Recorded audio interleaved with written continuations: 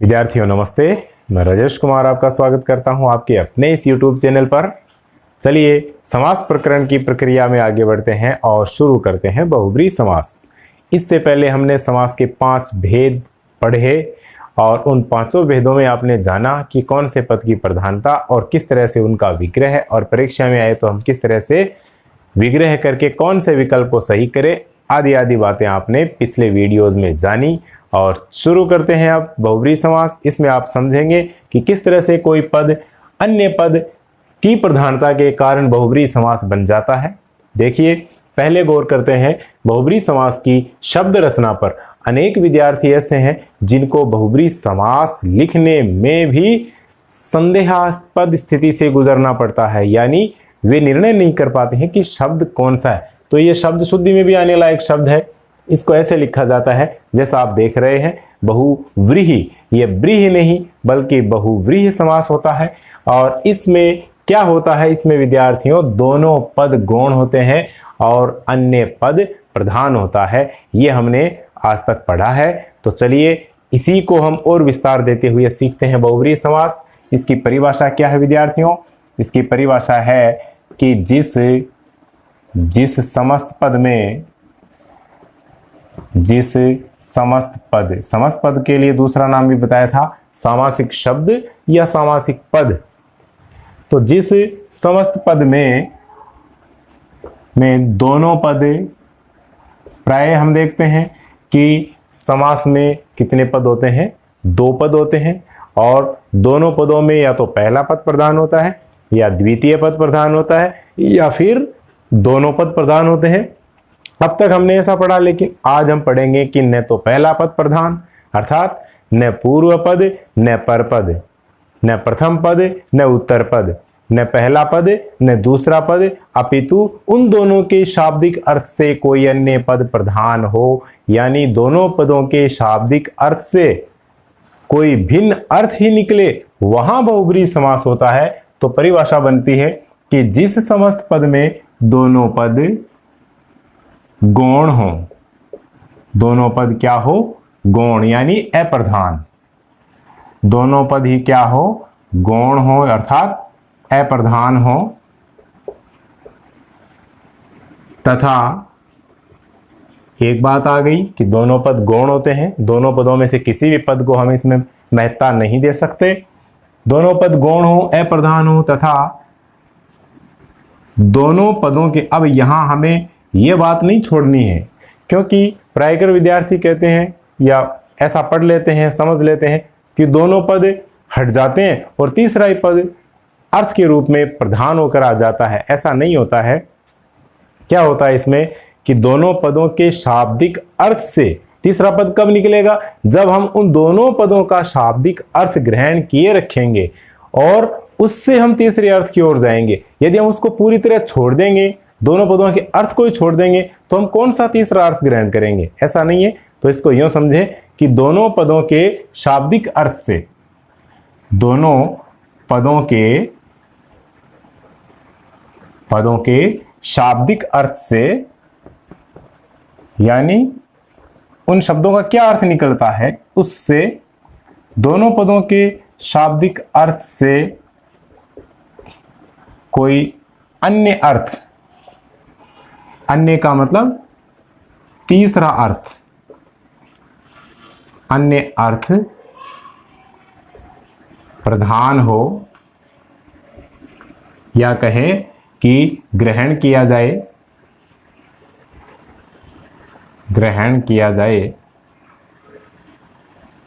तो विद्यार्थियों वहां बहुब्रीहि समास होता है।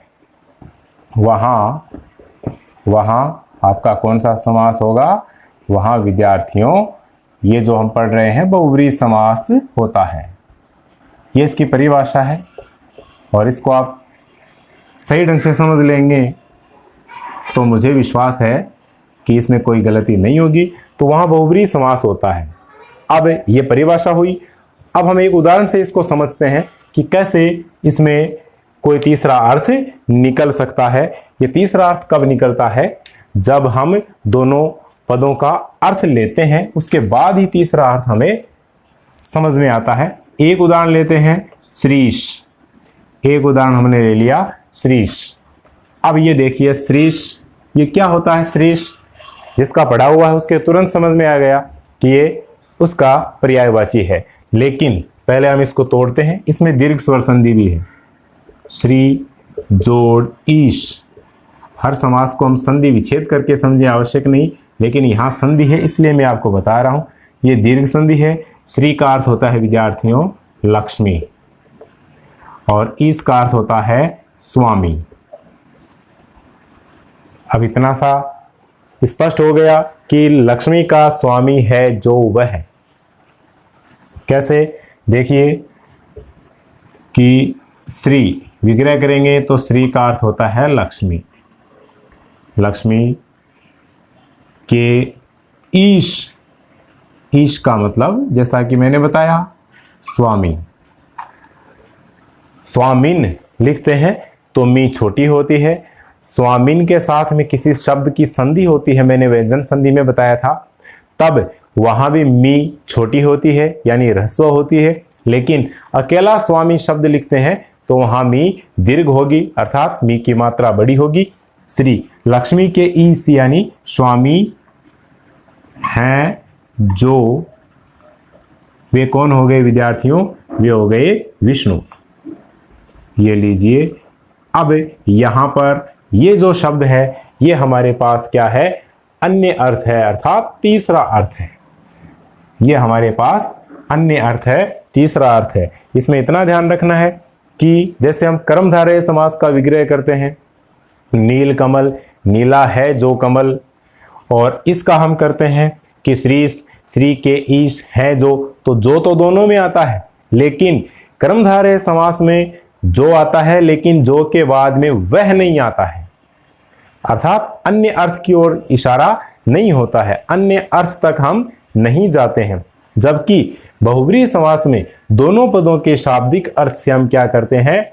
है जो वे, अर्थात किसी तीसरे अर्थ की ओर, यानी किसी अन्य अर्थ की ओर हमें पहुंचना पड़ता है। यही इसकी पराकाष्ठा है, यही इस समास की चरम सीमा है। यहां तक पहुंचने के बाद में यह बहुब्रीहि समास पूरी तरह से सिद्ध हो जाता है।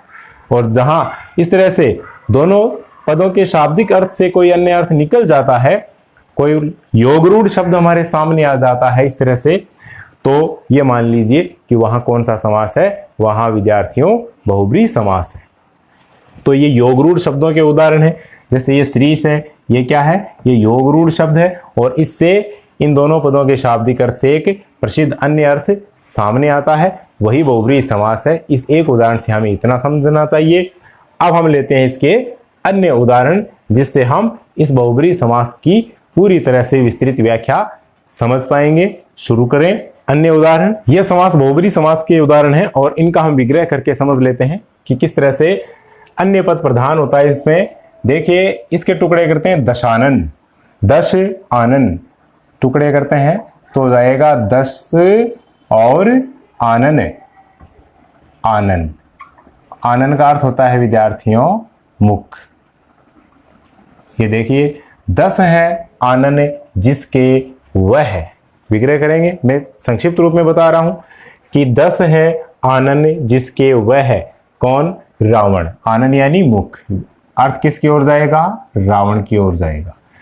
ठीक है, तो इस योगरूढ़ शब्द से क्या निकल गया? एक अन्य अर्थ हमारे पास आया, और वह अन्य अर्थ है विद्यार्थियों रावण। अब समझने की बात यह है कि एक होता है दशानन, अब दूसरा आ जाए दशाब्दी। यह भी मिलता जुलता ही है। यदि दशाब्दी आ जाए तो ये किस में आ जाएगा? ये द्विगु में आ जाएगा। ये द्विगु समास में क्यों आ जाएगा?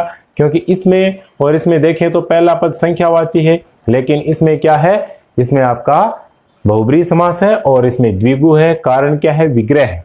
कारण हमेशा विग्रह होता है समास की भिन्नता का। और विग्रह क्या होगा? 10 अब्दियों का समाहार। अब्दि का मतलब होता है वर्ष।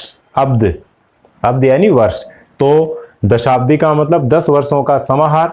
तो वहां तो क्या हो गया? निश्चित संख्या की वस्तु का समाहार हो गया, तो वहां द्विगु समास। और ये कहता है कि दशानन, यहां 10 आननों का समाहार नहीं कहेंगे, बल्कि क्या विग्रह होगा कि 10 मुख हैं जिसके वह है, अर्थात रावण। तो इसमें अन्य अर्थ आ गया तीसरा अर्थ आ गया तो विद्यार्थियों ये बहुब्री समास है।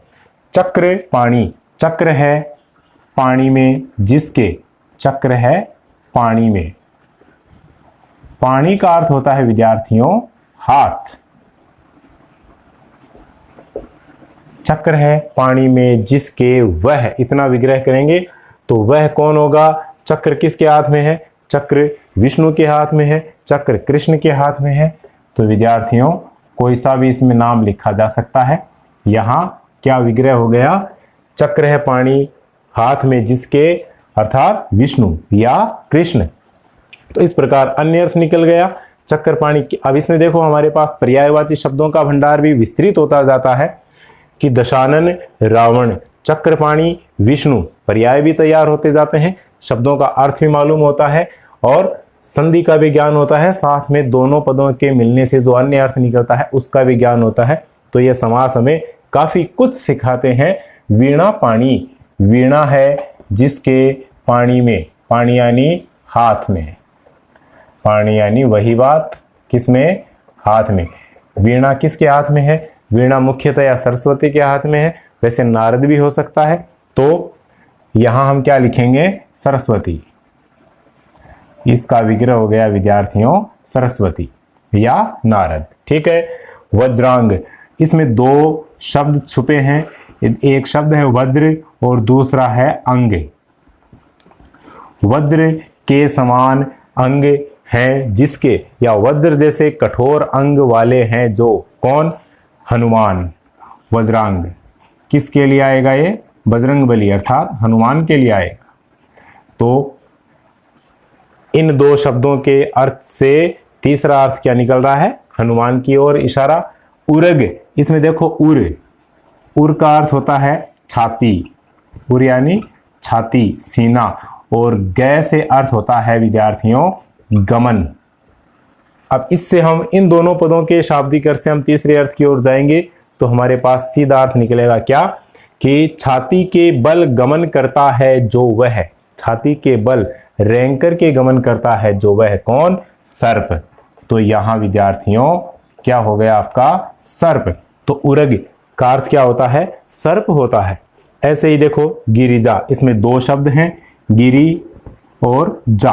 गिरी का अर्थ होता है पर्वत और जा का अर्थ होता है पुत्री, पुत्री, या इसको हम यो भी कह सकते हैं जन्म लेने वाली, यानी पर्वत से जन्मी है जो वह, या पर्वत की पुत्री है जो, अर्थात कौन होगा? पार्वती। तो यहाँ गिरिजा का शाब्दिक अर्थ क्या निकल गया?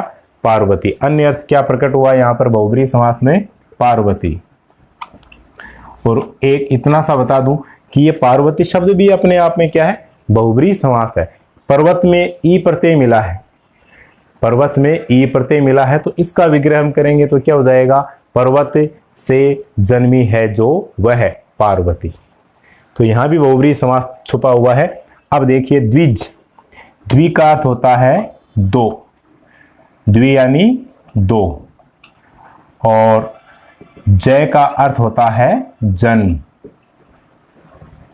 दो बार जन्मता है जो वह, दो बार जन्म लेता है जो वह, या दो बार जन्म हुआ है जिसका, वह क्या होता है? दांत। वह क्या होता है? दांत। दांत को कहते हैं द्विज यानी दांत भी होता है, द्विज यानी चंद्रमा होता है, द्विज यानी ब्राह्मण होता है। तो इस प्रकार इनके दो बार जन्म की परंपरा मानी जाती है। तो दांत दो बार जन्म लेता है, एक बार दूध का दांत जो जन्मते ही आ जाते हैं थोड़े समय बाद, और फिर टूट करके दोबारा जो दांत आते हैं। तो इस प्रकार दांत दो बार आते हैं। तो दांत ऐसा अंग हो गया कि जिसके दो बार जन्म होते हैं, तो इसको द्विज कहा जाता है। और ऐसे ही चंद्रमा है, उसको भी द्विज कहा जाता है, क्योंकि एक बार वह ग्रसित हो गया था और दोबारा उसका उद्धार हुआ था, इसलिए चंद्रमा को भी द्विज कहा जाता है। और ऐसे ही ब्राह्मण को भी द्विज माना जाता है। अब देखिए देवेश, देव, देव और जोड़ ईश, देव जोड़ ईश से बना है। अब ईश का अर्थ क्या होता है? ईश का अर्थ होता है स्वामी। अब इससे हम अर्थ लगाएं कि देवों का ईश है जो वह है। देवों का ईश यानी स्वामी, देवों के स्वामी है जो, कौन? देवों के स्वामी कौन है? देवराज इंद्र। तो देवेश किसका पर्याय हो गया? इंद्र का। देवेश का बहुब्रीहि समास में अर्थ क्या जाएगा? इंद्र। अनंग, इसमें भी देखिए अन, अन, अन यानी रहित। और दूसरा शब्द है विद्यार्थियों अंग। अब इसका अर्थ क्या निकालेंगे कि अंगों से रहित है जो वह है, अर्थात अंग रहित है जो वह है। कौन है? ऐसा कौन सा देवता है? कामदेव। कामदेव को अनंग कहा जाता है क्योंकि शापग्रस्त होकर के अंग रहित हो गए थे, इसलिए कामदेव को अनंग नाम से भी जाना जाता है। तो ये अनंग है वो किसके लिए आता है? कामदेव के लिए। और इसका शाब्दिक अर्थ क्या निकलेगा? अंगों से रहित है जो वह है, कामदेव। और पंचसर है, पुष्प धनवा है, ये भी किसके हैं? ये भी कामदेव के हैं। तो इस प्रकार से ये बहुब्रीहि समास के उदाहरण आते हैं। तो यहाँ और ये सब क्या है? ये सब अपने बहुब्रीहि समास के अंतर्गत आने वाले उदाहरण हैं। अब इनको हम देखें। रतिपति, रति का पति, रति का पति है जो, कौन हो जाएगा? वही कामदेव। रति का पति कौन है? वही कामदेव। कामदेव के काफी जो बहुब्रीहि समास से संबंधित उदाहरण है वो परीक्षा में महत्व रखते हैं, कई बार आ चुके हैं, तो इस पर हमें ज्यादा ध्यान रखना है। आशुतोष, ये भी कई बार आया हुआ उदाहरण है। आशु यानी शीघ्र, आशु का अर्थ होता है शीघ्र। और विद्यार्थियों तोष का अर्थ होता है संतुष्ट, संतुष्ट। तोष का अर्थ संतुष्ट होता है, प्रसन्न होता है। तो शीघ्र ही जो संतुष्ट हो जाते हैं, शीघ्र ही जो प्रसन्न हो जाते हैं, वे कौन? शिव। तो यहां पर क्या आ जाएगा? शिव। ये देखिए, ये आपका बहुब्रीहि समास में आशुतोष का अर्थ निकल गया शिव। राकेश, इसमें दो पद हैं, राका जोड़ ईश। राका का अर्थ होता है रात्रि, गौर करना, राका यानी रात्रि, ईश यानी स्वामी। रात्रि का स्वामी है जो, विग्रह हो गया, रात्रि का स्वामी है जो, वह कौन? चंद्रमा। यहां क्या अर्थ निकल गया? अन्य अर्थ चंद्रमा। बहुब्रीहि समास। राधा वल्लभ, अब यहां पर राधा तो सब जानते हैं, और वल्लभ है ये जो शब्द है इस पर हमें ध्यान देने की आवश्यकता है। वल्लभ का अर्थ होता है प्रिय। राधा के प्रिय हैं जो वह है, राधा के प्रिय। वल्लभ यानी, वल्लभ की यानी प्रिय होता है। कौन कौन होंगे विद्यार्थियों? राधा के प्रिय कौन है? कृष्ण। मैं संक्षिप्त रूप में बता रहा हूं, विग्रह आप विस्तार से लिख सकते हैं कि राधा के प्रिय है जो, अर्थात कृष्ण। जानकी वल्लभ, जानकी के प्रिय हैं जो, यानी राम। जानकी के प्रिय हैं जो, राम। जानकी को प्रिय कौन? राम। राधा को प्रिय कौन? कृष्ण। ब्रज वल्लभ, पूरे ब्रज के ही जो प्रिय हैं वे कौन कौन हो जाएंगे? कृष्ण। विग्रह कर लेंगे आप कि ब्रज के प्रिय हैं जो, अर्थात कृष्ण। पूरी ब्रज भूमि और ब्रजवासियों के लिए प्रिय कौन है? कृष्ण है। नंद नंदन, नंद के नंदन है जो, नंदन का अर्थ होता है पुत्र, नंदन यानी पुत्र, नंद के पुत्र। नंद के नंदन लिख देता हूं, नंद के नंदन। नंदन का अर्थ होता है विद्यार्थियों पुत्र। है जो, कौन है? नंद के पुत्र कृष्ण। देवकी नंदन, यशोदा नंदन, ये सब क्या आ जाते हैं? बहुब्रीहि समास में आ जाते हैं। मुरारी, मुर जोड़ अरी। मुर एक राक्षस था, उसका नाम था मुर। और अरी का अर्थ होता है शत्रु, जिसमें री छोटी हो, और री बड़ी आ जाए तो अरी, वह संबोधन हो जाएगा स्त्रीलिंग। अरी का अर्थ होता है विद्यार्थियों शत्रु। तो इसका विग्रह क्या हो जाएगा कि मुर नामक राक्षस के अरि है जो, कौन? कृष्ण। मुरारी कृष्ण के लिए आता है। और ऐसे ही त्रिपुरारी जो शब्द है इसमें दो शब्द आ जाते हैं। त्रिपुर ये भी एक राक्षस था, और इसके अरि कौन थे? इसके शत्रु कौन थे? त्रिपुर को मारने वाले शिव थे, तो ये हो जाएगा शिव, इसका विग्रह हो जाएगा शिव। ऐसे ही देखो शैलजा, तो देखिए शैल का अर्थ होता है विद्यार्थियों पर्वत, और जा का अर्थ जैसा कि पहले समझ चुके हम पुत्री, पर्वत की पुत्री है जो, वह है कौन? यही पार्वती, ये आ गया पार्वती। तो इस प्रकार ये बहुब्रीहि समास के कुछ मान्य उदाहरण हैं। इनके अलावा बहुत से उदाहरण हैं जिनको आप अनेक पुस्तकों से, अनेक जगह से पढ़ सकते हैं, सुन सकते हैं। मैं भी कुछ अनेक उदाहरण आपको और बताऊंगा, इसमें डिस्क्रिप्शन में मैं लिख दूंगा, वहाँ पढ़ सकते हैं। और इसके अलावा मैं बता दूं कि समास के ये जो अपने सारे उदाहरण हैं ये खास हैं, और समास की कक्षाएं विस्तार से संक्षिप्त रूप में और बिल्कुल सरल भाषा में समझाकर मैंने आपके सामने प्रस्तुत की है। आशा करता हूँ ये समझ में आई होंगी। तो अपने साथियों को अवश्य शेयर कीजिएगा और इनको बार बार अध्ययन कीजिएगा। मिलते हैं अगली कक्षा में, तब तक के लिए जय भारत, जय हिंद, धन्यवाद।